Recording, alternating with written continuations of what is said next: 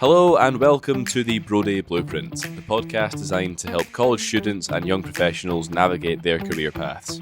Each episode, we sit down with industry experts from finance, business, sports, education, and more to uncover their journeys, daily experiences, and lessons they've learned along the way. Whether you're exploring career options, looking for networking advice, or just curious about different industries, this is the place for you. I hope you enjoyed today's episode.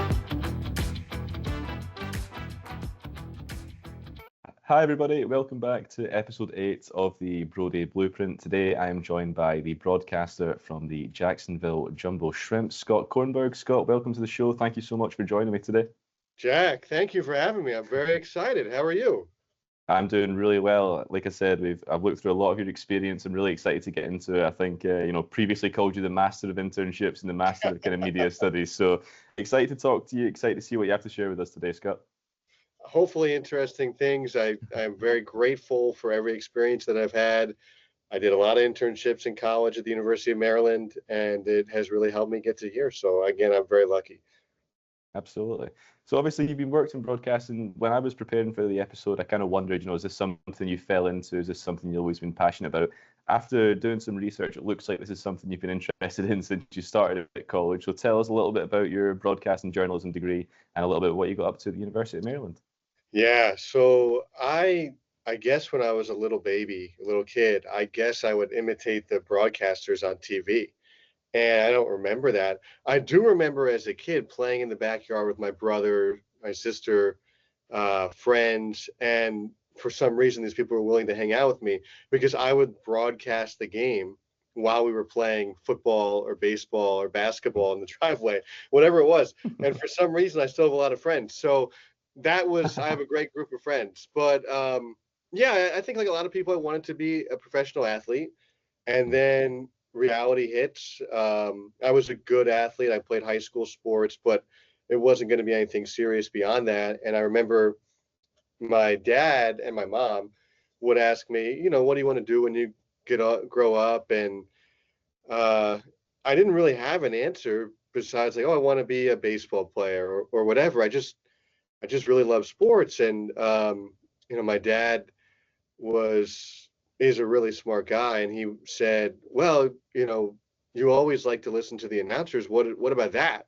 And that kind of sparked something in me a little bit. So when I was going to look at colleges when I was a little bit older in high school, I wanted to go to a big school because I love watching sports. I wanted to be in the student section and stuff, and I did do that. Like that was a big part of my time in college, but also wanted to do things that would, in theory, help me in a broadcasting career. Absolutely. And was really grateful that a few schools admitted me. University of Maryland seemed like the perfect spot because it was close to home, but not too close, where I couldn't get a surprise visit from my parents. Now looking back, I wish I would have had them visit more because you just don't know at 17 or 18, right? But after that, they were like, "Oh, you come here, you can have a talk show your first week of campus," and that to me Wow. was huge. You can get involved right away, covering different teams, and I did do all that. I took advantage of that right off the bat, and it was the perfect place. I still think it's the greatest school in the history of the world. It's I'm only a little bit biased, but gave me great access to two amazing cities, Washington and Baltimore, to do some internships, and Amazing. that's kind of where it got started. I think I was really lucky that my parents allowed me to dream on something that it's a really difficult field. There's not a lot of money in the beginning. It's competitive is an understatement. It is incredibly competitive, and they were willing to allow me to dream on that, to chase what I wanted. And I have kids of my own now, and that's how I want to deal with them. So it obviously starts with amazing family, amazing Absolutely. parents, great friend group, people who are willing to allow you to believe in yourself and to back you and to allow you to dream. And it's been a pretty incredible journey. It's been hard, but it's been incredible. I bet. Absolutely. One thing we just touched on before getting started, Scott, was the kind of nerves you can get before something like before interviewing somebody or before doing a talk show or something. In a field that you knew was going to be so competitive and quite challenging at times, what was it like being a student, having your own talk show? What were the nerves like back then getting started? It's interesting. I maybe was too young to realize. I think I was just so excited when I was that young, because it was just me and a couple buddies of mine, and we signed up to do this talk show Monday night at 7 or 8 o'clock. Mhm. And we literally did it the entire year, and we expanded it actually to 2 hours at, I think, as sophomores or juniors. And I don't know, I didn't feel nervous about that. I think I more felt nervous about, and I still do, the play-by-play stuff. And I think Mhm. it's a good feeling. I don't think, if it's not like, oh my God, I'm dreading every broadcast, but I still Yeah. think you wonder in big moments. Like, whereas I think when I was younger, Mhm. it was more that, oh my gosh, I'm doing this, and am I going to be good, and Yeah. did I prepare enough? And now, right? I know what I need to do to prepare. I've been doing this a Mhm. long time. I have a really good sense of our team because I'm around them every single day. We Mhm. are really fortunate to have a great group of players and coaches who are trusting in me to tell Yeah. their story. I would say I get nervous. There's only so many big things you can call before you have experience. I've only called Mhm. one no hitter. I was really nervous during that, because then you realize, oh, wait a minute, this might actually happen. But I've gotten close to calling other no hitters like that's come about. Mhm. Otherwise, I think it's more just like, all right, I'm going on, and you're ready, but there is that Mhm. little bit of nerves, like pushing you to make sure you're focused and organized and ready to have a good broadcast. This is obviously a very performance based thing. So I think Mhm. it's Mhm. changed over time from where I am at 34 years old now Yeah. to where I began at 17 or 18. But definitely still feel them sometimes. And I think it's a good thing. I think you want to feel things, especially because we're in baseball, we're broadcasting every Yeah. single day. Mhm. No, I think, and like we said before as well, I think nerves are important because it shows obviously you care about something. It shows that you're Yeah. passionate. So as much as at the time maybe they feel like a horrible thing and you get that horrible feeling in your stomach, it's not necessarily always a bad thing. Obviously, I want to talk more about the logistics of being a baseball announcer and what that consists of for you. Before we get to that, like we said, there is 4 or 5 internships in your experience. I think as a college student, that is very impressive and something I'd say I'm almost jealous of. Talk to me a little bit about some of the internships you had. To me, Sirius stood out, the radio station. I recognise them. NBC, obviously, a big name as well. What were some of those internships like? How did you get them, and what did you learn from them? So the big thing for me going into college, my goal was, I just don't want to be in my room. I always want to be doing something. And I Mm, still am like this, incredibly busy. My schedule is jam packed, but I think that's the way to live life. I'm really mhm, grateful for it. Um, so I mentioned the student radio stuff, doing that as a freshman. I knew Maryland was an avenue that I was going to get reps on the air. mhm, It has a very good journalism school where I majored in broadcast journalism. And I mhm, thought that internships were going to be a great way to kind of really round that out, that education, because then you're learning in an actual setting and you're getting to meet people who actually do this for their career. And you learn things that you like and you don't like. I think that's important too. We've had interns here who love it, and we've had interns here, one or two, who are like, you know what, I found out I don't want to work in sports. And that's a great thing. That's when you want mhm, to figure out that stuff out. yeah, For me, it obviously it showed me even more that I was um, really interested in this field. So mhm, my dad, he said, like, why are you waiting for things to come open? Why don't you just reach out to these different radio stations or TV stations directly? Because maybe they won't post an internship. yeah, Maybe they haven't posted it yet, and you can get your foot in the door early. And I thought that was pretty smart. And that's how I got a lot of these. okay, In the beginning, my first one was at WFAN 660 in New York, which was really cool because that was the station my dad and I going to sporting events for myself or my siblings, or going to visit yeah. family or whatever it was. We were listening to that station. Oh wow, And cool. the funny thing was about that, it was for in their traffic department. And we thought, preparing for this interview, I distinctly remember this, we were going over all the bridges and the highways and everything in New York. Like, okay, if this bridge is blocked off, how will you get here? Like, you need to know Yeah. this stuff. And then I remember going into the interview, and they're like, oh, it's funny that you said that. You're not the first person, but traffic is in, hey, the commercials, and making sure they're played correctly and Yeah. we're getting enough time for our ads and stuff. So they thought it was funny, and maybe that helped them hire me. I don't know. But they did hire me, and that was huge. And that was eye-opening, right? I'm in this, I couldn't believe I was there. Every Mhm. single day I'm taking the train into New York City. My dad was working in New York at the time. We'd go together, and he had to go in really early, so I would go really early with him. But I would go stop at this bagel place, and I would walk literally. It was like an hour walk from Penn Station in Midtown all the way to where their studio was in Lower Manhattan. So that was really cool. I felt like I was on top of the world. It was 18 years old or 19 years old, and here I was in New York. I think it's the greatest city in the world, like a classic person from that area. So anyway, that was the first one, and then from there was a lot of similar stuff. Mhm. Sophomore year I interned at SiriusXM.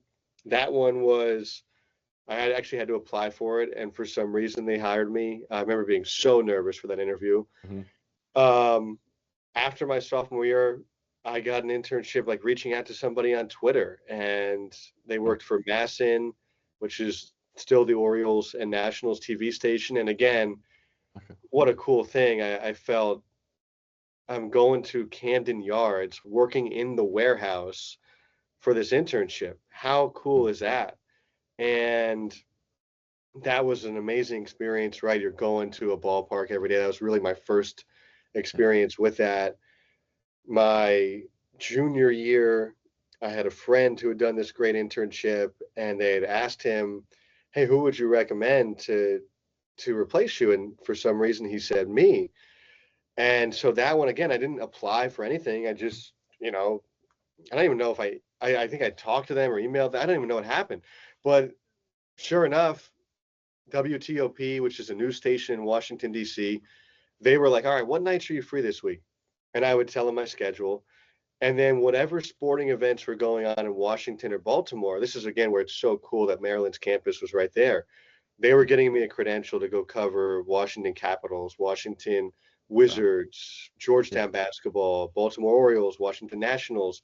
So that was really my first foray into a clubhouse, into a locker room. Mhm. Obviously, very cool. And then the summer after my junior year, because I knew somebody who knew somebody who knew somebody, the networking thing is really important, as you are probably Yeah. figuring out young in your career. Yeah. I got an internship at NBC Sports, like not NBC Sports in a city, but the NBC Sports. So it was Mhm. really neat because it was an Olympic year. So I was doing Wow. stuff for the Olympics. I did a lot of stuff for Sunday Night Football, which was very neat Oh, cool. because I went back to campus, and my buddies and I in our apartment would be watching Sunday Night Football. And I'd be like, "Yeah, I cut that highlight of Tony Romo. Yeah, I cut that highlight of Eli Manning, DeMarcus Amazing. Ware, Aaron Rodgers, whoever it was on SNF in the beginning of the season." That was a big part of like those reels where they were highlighting a specific person. That was part of my job there. So I was really fortunate. I met a lot of incredible people, obviously get a lot of amazing experience. It was wide-eyed in the beginning. A lot of that is what I do now. And I think every step that I took was a leg up, whereas it was very Mhm. basic at WFAN. WTOP was really, I mean, I was doing a lot of great stuff, and like they relied on me. Like I was doing Yeah. impactful things and getting sound for them. And that was really neat when you're 21, 22 years old, and Amazing. you're talking to Kobe Bryant in the Wizards locker room, and you're talking to Amazing. David Ortiz and all these guys. I was only asking them a question or two. It Mhm. wasn't like I Mhm. was doing this wild, in-depth interview with them, but that was neat at my age. And then you couple that with what I did for student radio and Maryland's great school. I really felt like I had a lot of advantages going into, as I referenced earlier, super competitive field. Yeah. And Yeah. really lucky. Obviously, one of the big moments for me that has been very cool was I got to the major leagues last year. That was a Wow. dream come true. And one of those games was in Washington. And I walk into Nationals Park, and there is the person who was my internship director for WTOP, Craig Heist. Wow. And he was so happy to see me. I was so happy to see him. And that was a really neat full circle moment because he's one of those people that I don't think I would have been where I'm at without him. It's amazing. One thing that's come up a lot in the last few episodes, and I think you just touched on it there, is kind of having a mentor figure or, having a director, a boss who kind of really takes a chance on you and really helps you out. You talked about this guy you saw walking into Nationals Park and having that full circle moment. How important do you think it is for student interns or student in general to find a mentor or find a figure they can really learn from? It's critical. And I say that as somebody who was like, I don't need to do that when I was younger. And my Yeah. dad pushed me, pushed me, pushed me. And finally I did it probably sophomore, junior year. I started to do this in college. Hmm. And it always was amazing to me that this still happens. I still do this. I Yeah. still have people I go to ask them advice. I Hmm. still have people I go to who are willing to give me that time and also willing to listen to my tape and say, "Hey, I like this, but I don't like that." And here I am, I'm done this for about 12 years now. And so the thing that has always blown me away is I will fire off an email and I'm like, there's no way this person's going to get back to me. They are so and so and they're so incredible. And it's like, boom, right away they get back to you. And there are people who don't reply. Like, Hmm. unfortunately, that's the way it is. But Yep. I really believe that most people in our industry recognize that they would not be where they're at without other people helping them. And so when they see, in particular, college students, young Yep. people in this industry who seem to have a good head on their shoulders, who work hard, who are just looking for that break and trying Hmm. to figure out, how do I do that? Probably 9 out of 10, 8 out of 10 are willing to, I would say definitely 9 out of 10 are willing to get Yep. back to you. And the people who don't, I think that's their loss. They know that I've had people who I've got on the phone with and they're like, yeah, I remember so and so did this when they were in your shoes. And I'm like in my head, well, I remember reaching out to this person, once a year or so, not Hmm. anything Hmm. crazy, and they never get back to me. And I think that's their loss. I have people who I mentor Yeah. and it's one of the most rewarding things that I get to do. And if not the most rewarding, we actually have a couple kids from England this week in Jacksonville who are shadowing us for the entire week. And how cool is that? They Amazing. flew to Amazing. America to see what, our operation is about and because they're interested in communication. So that is huge. There's people who I can't believe I'm talking to them because I think they're the greatest broadcasters, seriously, in baseball or Yeah. in sports in general, and they make the time for me, and that is, truly been instrumental for me. Amazing. I think there's a lot to be said for reaching out to people that you think aren't going to reply. I've had that with this podcast. You email people in higher positions and think, oh, this isn't something they're going to be interested in. They're probably too busy for this. And it is really is amazing how many people get back to you and are keen to talk to you. One thing I want to talk on about your internships that I picked up there, you were really getting exposure to, world-class athletes, Major League Baseball stadiums, the Capitals as well, in Washington. I think for students and a lot of young people, this could be quite an intimidating thing, talking to these people, being in these environments. Do you think that could be the best way to gain experience and learn by being kind of thrown in at the deep end? I've always felt that you should learn by doing.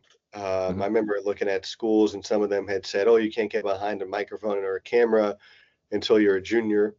And I think for some people that works. For me, that doesn't work. I think I need to Hmm. do it and make mistakes. And I think Maryland's whole philosophy with, hey, we're not going to prevent you from getting an internship when you're young. We're not going to step in the way. We actually, a lot of my classes in the very beginning were doing stuff on camera. And I'm sure if I went Hmm. back and looked, it was terrible, but that's how I got better.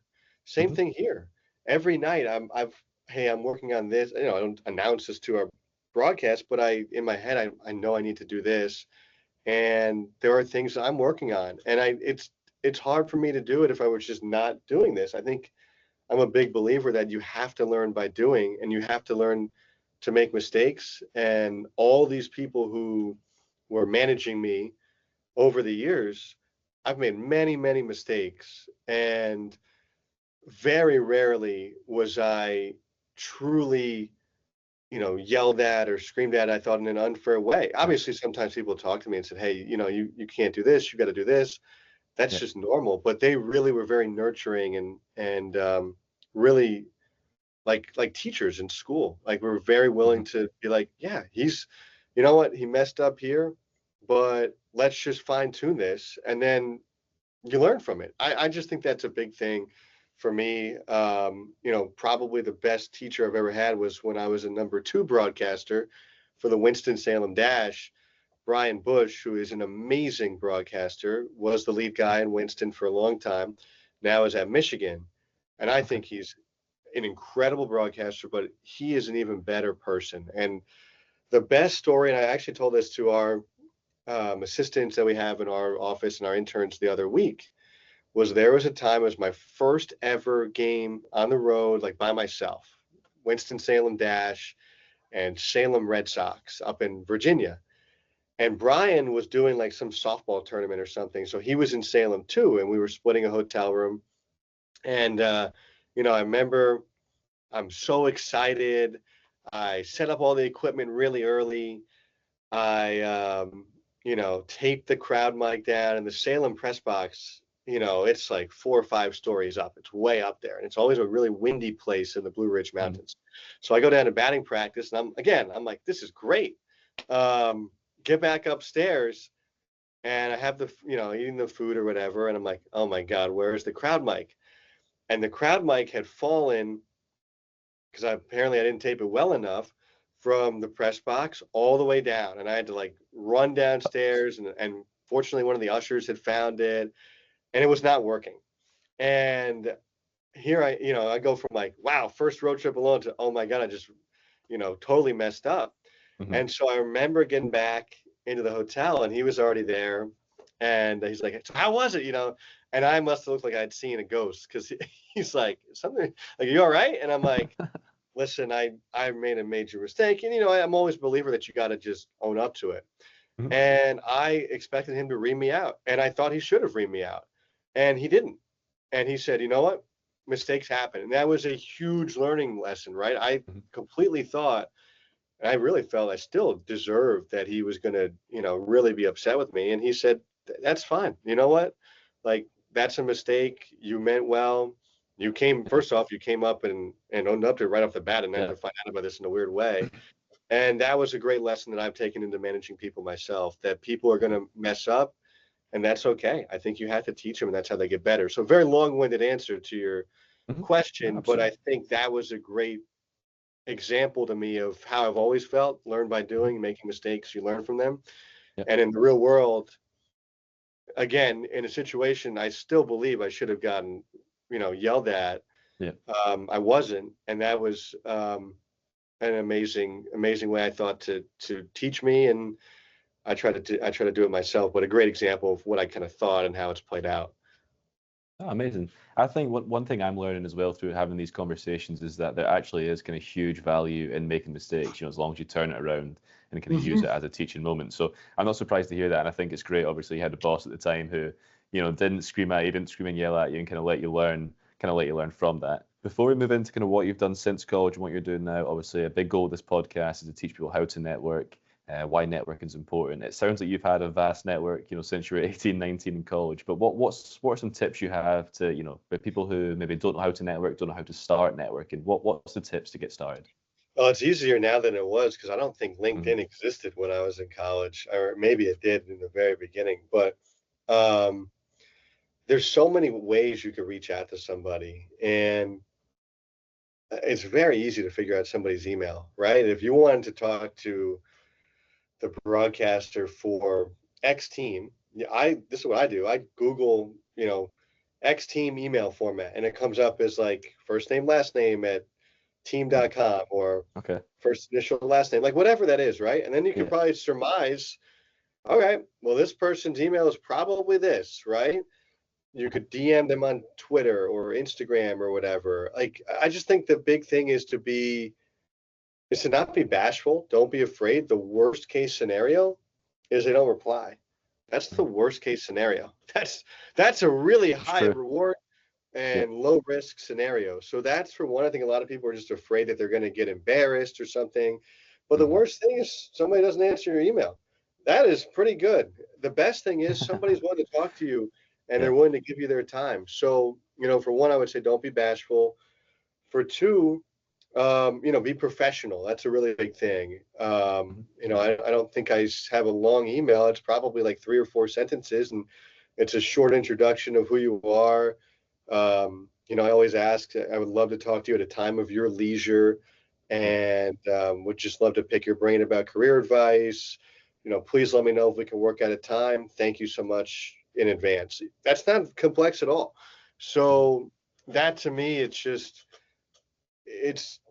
the toughest part is getting started. And then once you do that, I think it's pretty easy. And then once you have that first one, it's just being prepared for the conversation, researching somebody's background, knowing their path a little bit, asking them about that, having an idea of what you want to get out of the conversation, those kind of things. That preparation is big because that's an impression that you make on somebody. So if you come in prepared to a call and they're like, wow, like this person knows what they're talking about. They're very, they looked really good from their resume, but then I talked to them and they clearly prepared for it. That makes an impression versus, somebody who's just shooting from the hip and it's just asking really random questions that maybe don't make sense. So yeah, it's like studying for a test. It's just putting in your preparation, doing the work that you have to do, and then I just think it's great. And you have somebody in your corner and reaching out to them every so often, just so that you could stay in their brain, and nothing crazy, right? Hey, I did this. Hey, I listened to this in this broadcast. Why did you do this here? Right? Little things like that to pick their brain.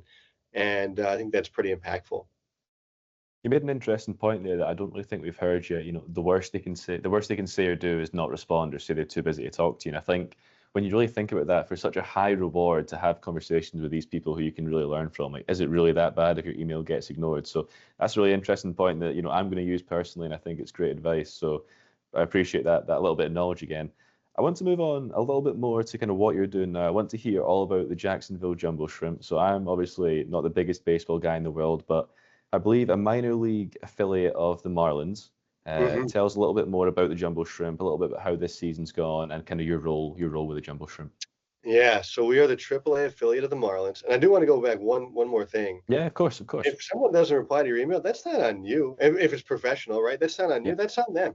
And sometimes it takes people a little bit longer to get back to you than others. Some people are better on email than others, but ultimately that's on them, right? Like you're just asking for help, and you would hope that somebody's willing to lend a hand. And if they're not, maybe that tells you more about them than it does about you. That's how I look at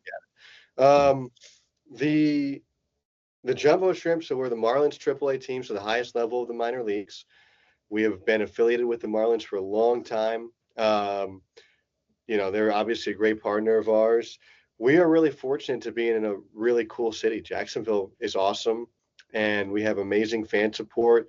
I think one of the really neat things about this job is, as the broadcaster, it is obviously baseball oriented, right? I'm dealing with our players. I'm doing interviews with our players, our coaches, our manager. I'm also the media relations person. So, any interview requests, people will reach out and say, hey, I'm interested in talking to so-and-so. And, you help set that up and you write press releases. That kind of segues into the last part of my job, which is sales, is in that minor league baseball is not necessarily about who's playing. We don't control who's playing shortstop. We don't control who's the manager. That is the Marlins.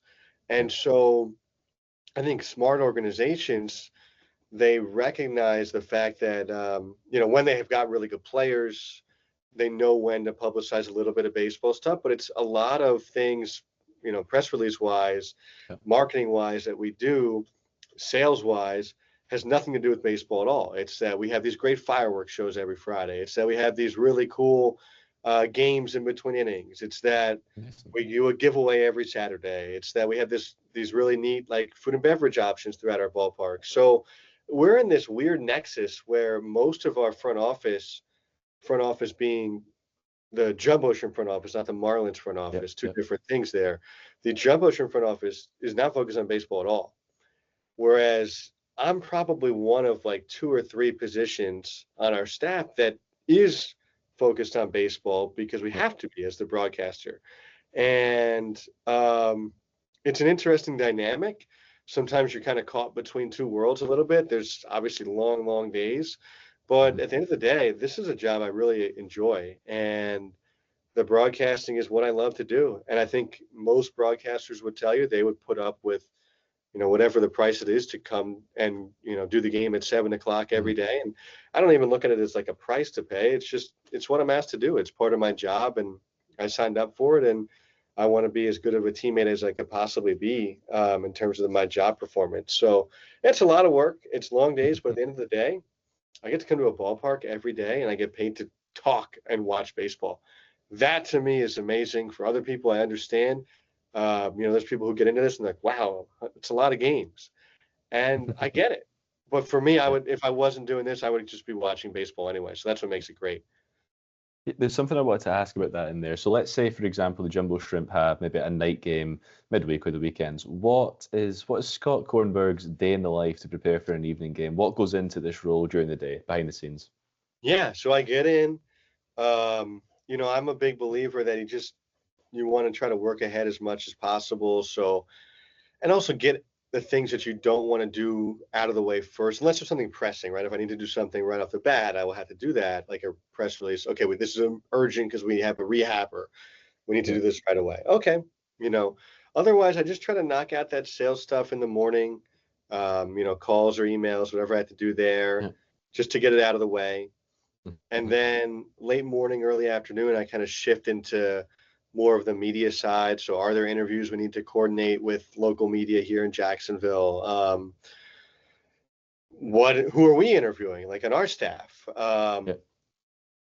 Most of the time I'll do it, but when we're home and I want our other broadcaster and our assistant to get experience too, it's not my show, we're a team.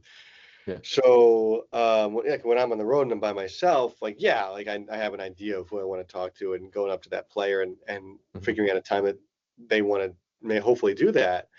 Um, the big thing is finishing our game notes, but I think one of the great parts about this job is going to batting practice. And I like to try to do that. I mean, it's just a great way of finding out information because you could just talk to people. That's the best way of just being like, hey, how's your family? I got great advice from somebody early in my career. And they said, you don't want to be the person that somebody sees you coming. They're like, oh no, here comes Scott. They're going to ask me for an interview. Yeah. So I try to be really present and because I care about our people Mhm. and asking them, hey, how's your family? When's your girlfriend coming? How are your kids? That little stuff, A, you find that amazing information, but B, I genuinely care about our guys. And I want them to know Yeah. that. Like I do care about their lives. And the other part about going to batting practice that to me is so cool is in addition to it being a great way to prepare for a broadcast, when I was a kid going to games, sitting in the upper deck at Shea Stadium, I always think back to how that little kid would think now of like how his life has turned out, like literally getting to go on the field and Mhm. like leaning on the cage. And I just think it's so cool. I still think of myself at 10 years old, how cool I would think it is that I get to do that every day. And I try to keep things in perspective like that. Like this job is, again, it's not easy. There's a lot of things I'm dealing with throughout the day of media stuff and sales stuff that there's nothing to do with broadcasting. And sometimes it gets a little hectic and crazy.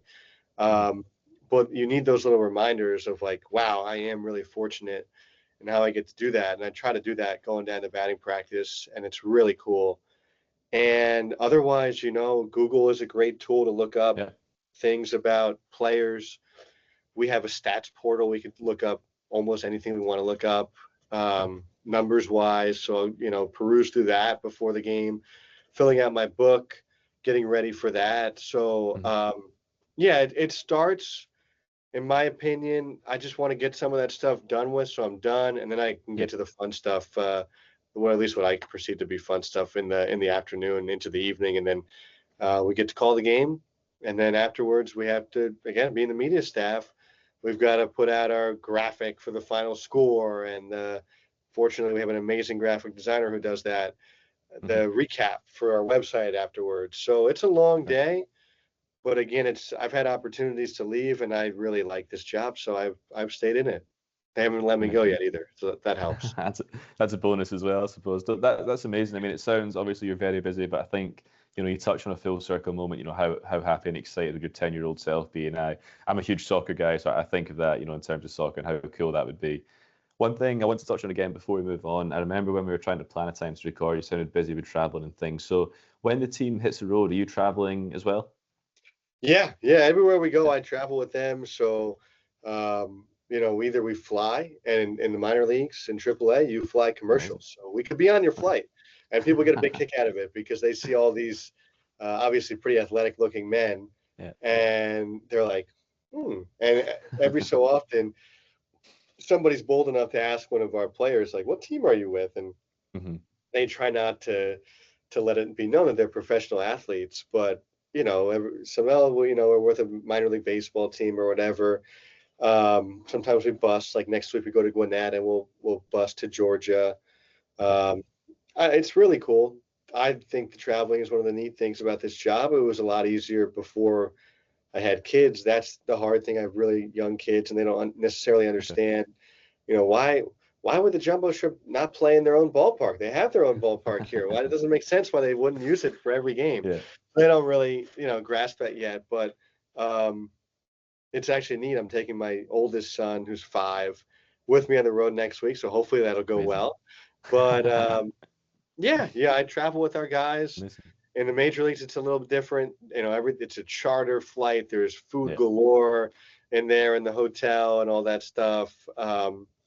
But yeah, in the minors, it's not glamorous. We we had a 4 a.m. bus in Norfolk the other day Wow. to go to the airport, and our Hmm. flight was at 6:25, and we flew from Norfolk to Baltimore.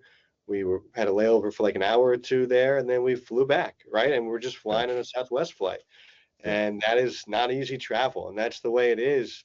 People don't realize that at this level, and you know, I'm not on the field. For those Hmm. guys who have to perform physically, that's Yeah. hard to do that. That completely disrupts your schedule. So it is more of a challenge than people think. I think they think Hmm. that it's an easy life, and it's not. The money at this level is not amazing. It's not bad in the lower levels. It's not Yeah. really not good. It's gotten better the last few years, but in the major leagues, it's life-changing money up there, and Yeah. that's what we're all working for. We all want to be there one day. Amazing. Absolutely amazing. One more thing again, it sounds just from hearing you talk about your job and obviously a hugely passionate baseball guy, it sounds like there's a lot of pros for your career. Is there any cons to your job as a broadcaster? Is it the Absolutely. travel? What things do you dislike a little bit more about your job? It's a long day. I mean, that for one, right? That's the difference in the major leagues and the minor leagues is if you're fortunate enough to get to the majors, you don't have to do the other stuff. You would just Yeah. broadcast the game. Hmm. As much as I enjoy doing things and as much as I have loved to get my skills better, I think that's been really important.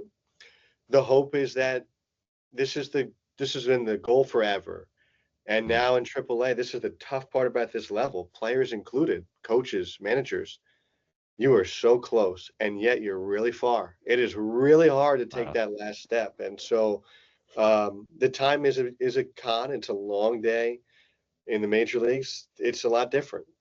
Um, the con is because of that you spend a lot of time away from your family. That's a major challenge Yeah. for my wife, who there's been no bigger supporter than my parents and her through over Amazing. these years, over this journey. And I know it's really hard on her when I'm gone, and she's got 3 kids, all of whom are 5 and younger, and that's a lot on her plate. And Yeah. that's a challenge, I think, as a father to not be able to, and a husband to not be able to spend that time for part of the year. So those are I would say, the cons. It's not an easy thing. People I think see this job and like, oh, you get to go to a baseball game every day. They don't know that you spend 14 hours at the ballpark. They don't know Beforehand. that you wake up at 3:30 in the morning for a 4 a.m. bus. They don't know.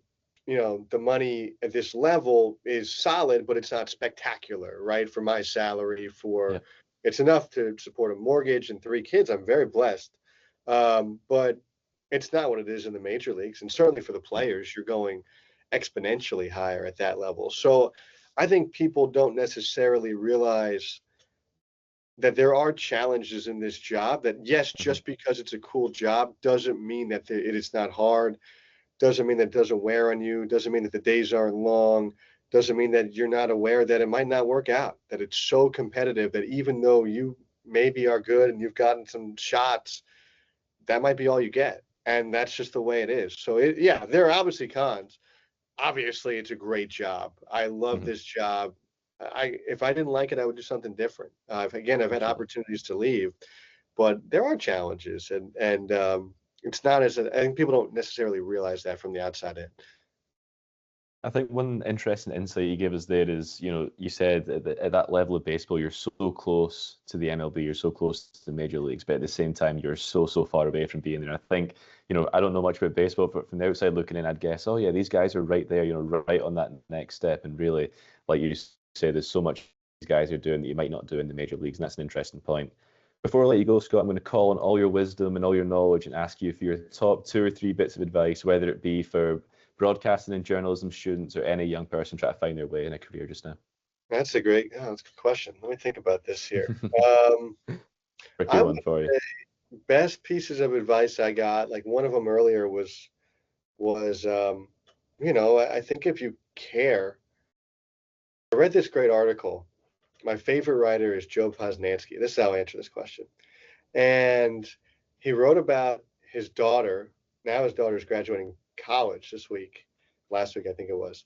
And he wrote about her when she was like 8 or 10 years old, and they had taken her to Hmm. Harry Potter World, and she was so indecisive in general. But then they took her into the gift shop, or the secondary gift shop, because there was like a 2 hour wait for the first gift shop, and she couldn't decide whether she wanted like a pet owl, or if she wanted a bag, like a Gryffindor bag. Hmm. And there was this woman who was probably making minimum wage, like a college age person who had a job on the side, Yeah. and she was in the gift shop, and she was wearing if you know Harry Potter, the prefect uniform. It's an important part of the Harry Potter story.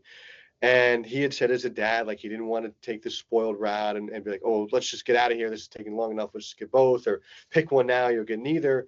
And he just, for some reason, had this intuition, like, because she was so friendly when they walked in, and his daughter had taken such a notice in her because she was wearing the Hmm. prefect badges and uniform. Like let's go ask her.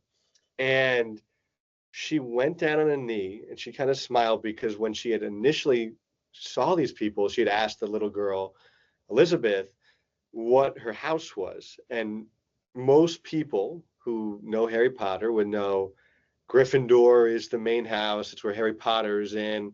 And Slytherin is kind of like that. I don't want to say the evil house, but they're kind of the rival house. And then there are Yeah. two minor houses that you can get sorted into, Hufflepuff and Ravenclaw. And so when Elizabeth said she was a Ravenclaw, she was the prefect was very amused by this. And then, she bent down. She's like, hi, my little Ravenclaw friend. And she, these are such great items. It seems to me that an owl, those are not of much use for muggles. And a bag, you could use that every single day. And there was just so much magic in that. And it's a great piece of writing. I recommend anybody to read it. Anyway, just a little bit of gumption, a little bit of enthusiasm, a little bit of something like that. You don't know how that can impact somebody else. And I just think it just surprises me. This is so competitive, this field. Hmm. How some people, and I work with them, either in our office or in other broadcasters, and it boggles my mind that, like, you wouldn't do everything you can knowing the odds of how little this is of working out. And just by showing a little bit of gumption, a little bit of energy, enthusiasm, I think that puts you like in front of like 75% of people. And that story, I get still a little emotional telling it, because it's just the magic of like that woman who was probably making like minimum wage. Yeah. And here's this girl graduating college and still is talking about that 14 years later, 12 years later. Like, Amazing. owls are not of much use in the muggle world. There's so much magic in that. She could have just said, oh, you should get the bag that'll help you in school. Or the owl is a great thing to have in your bed, when you go to sleep. Yeah.